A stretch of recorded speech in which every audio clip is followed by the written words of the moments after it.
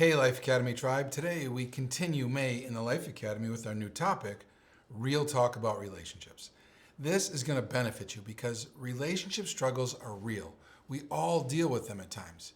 You may be married or dating, or you might be wishing you were married or dating, or possibly you might want to listen in and just personally apply everything that we're talking about this month to your other relationships, to your friendships, or to your family members. Because this will help with those too, because almost all of what I'm about to say today could be applied to friendships and family members as well. Because when it comes to any kind of relationship, God says this in 1 John 3:18. He says, don't just say you love someone, show it. So today, I'm going to be speaking directly to the guys, straight up. But ladies, you can listen in too. It's a guy talk, but hopefully you can feel a bit like a fly on the wall as you hear about what we men are talking about in private. And I invite you to give me some feedback about whether or not you think what I'm sharing today with the guys is on point or not.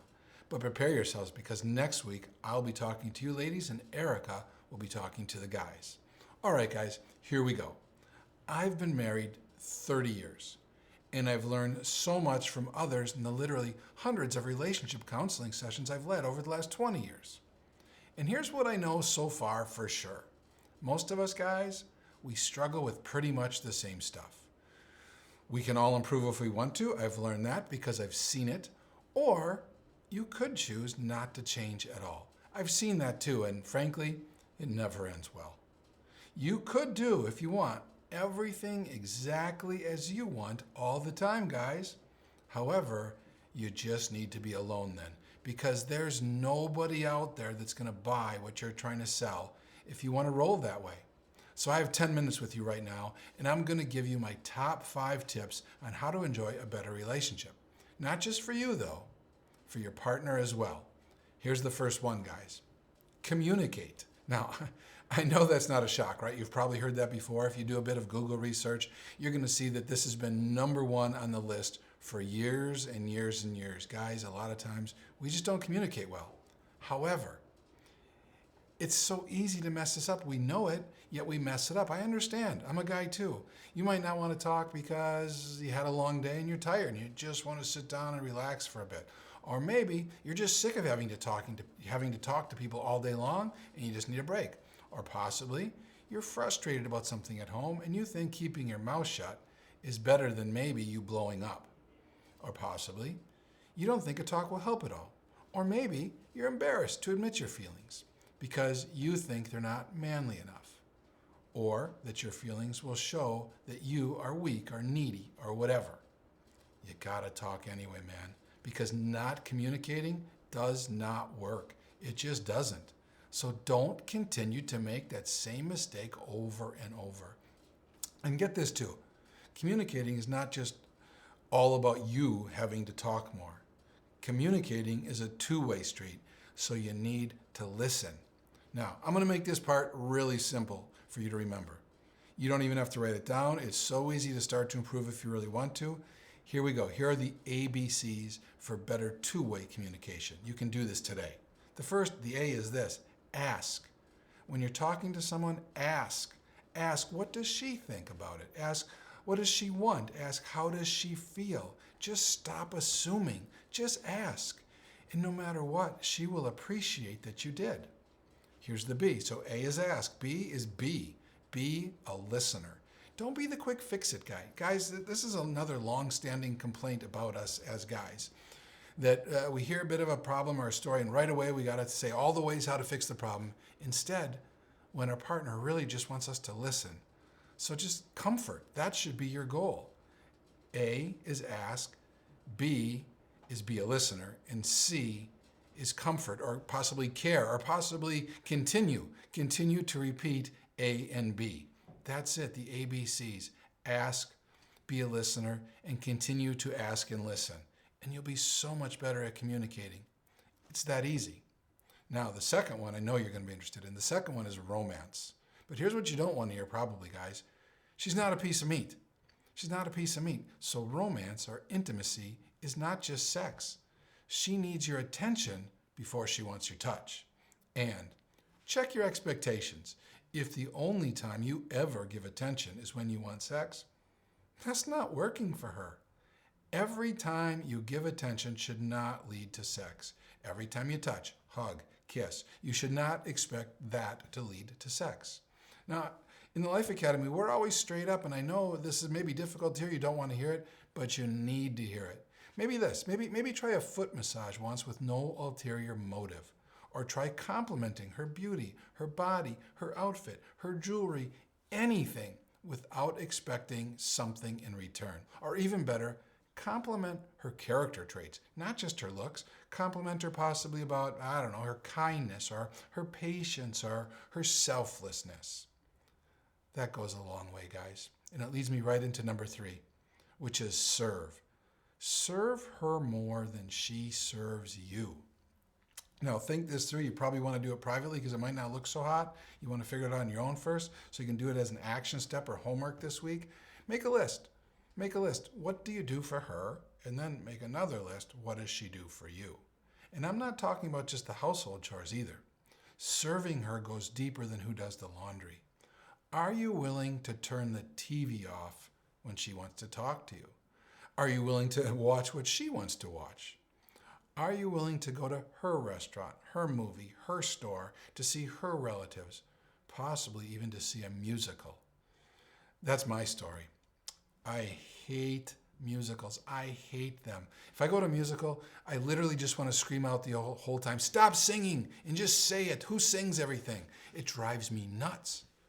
But my wife loves musicals.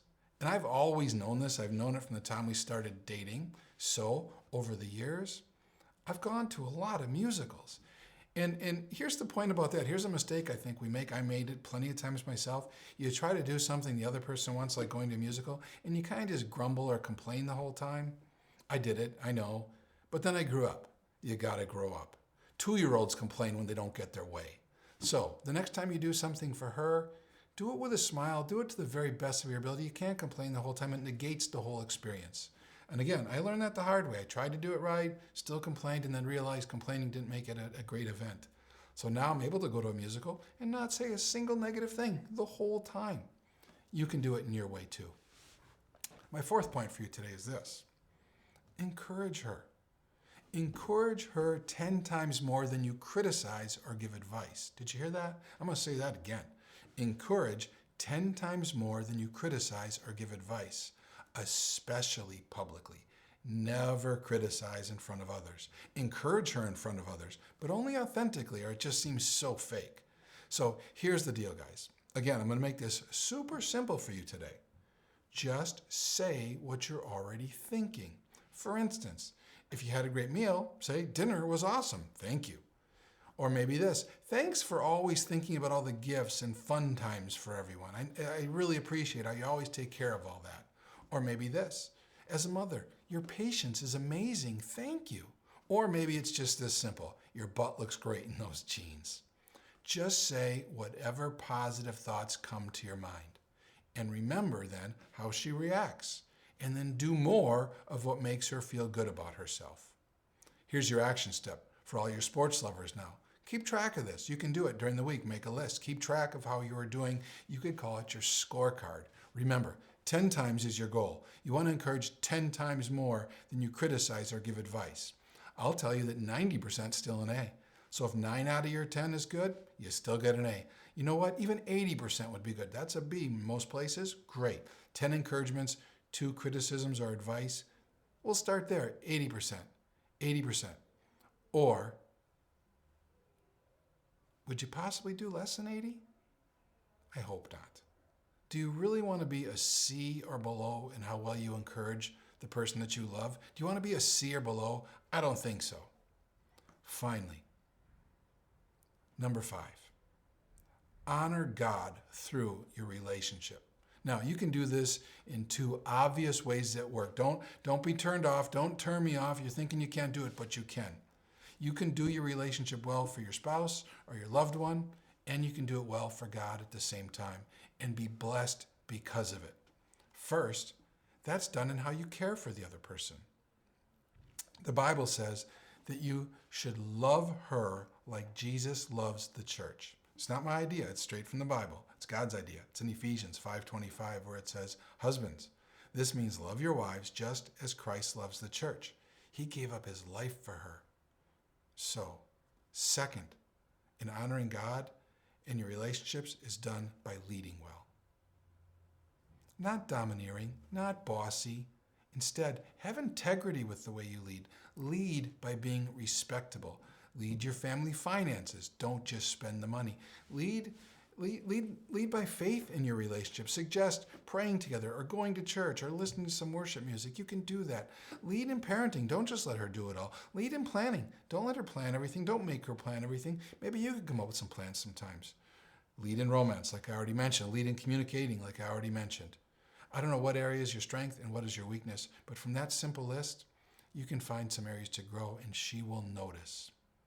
I always talk about in relationships that we should have our agenda aligned always. Really what that means is just getting on the same page. So if you'd like some help with getting on the same page, I'd be happy to meet with you or with both of you. That would be great. We'd set it all up so you two can get on the same page in your relationship. Possibly suggest that to her. Saying to her that making your relationship is a huge priority for you, so you want to do a little marriage tune-up. That would be fantastic. Or you can just do everything the way you want and expect a lonely future. You need to think of the other person first. So I'm going to wrap up with the action steps. I already suggested starting an encouragement scorecard for yourself. There's one in the portal, in the membership portal. You can go there and see it and print it out even if you like. The second, here's my other action step. Number 2, start a talk. Ask her which of these 5 is most important to her. Tell her you watched the video, tell her you saw 5 things, and you want to know which one's most important for her, and then crush that one for her. Or, number 3, like I already said, ask her if she wants to do a relationship tune-up. We can talk about that. Send me a note, give me a call, and we can talk about how you can do that. All right, and I've got one bonus for you. One bonus. Here it is for extra credit. Give a foot massage this week with no expectations. Guys, let me know what you thought about this. Let me know what works.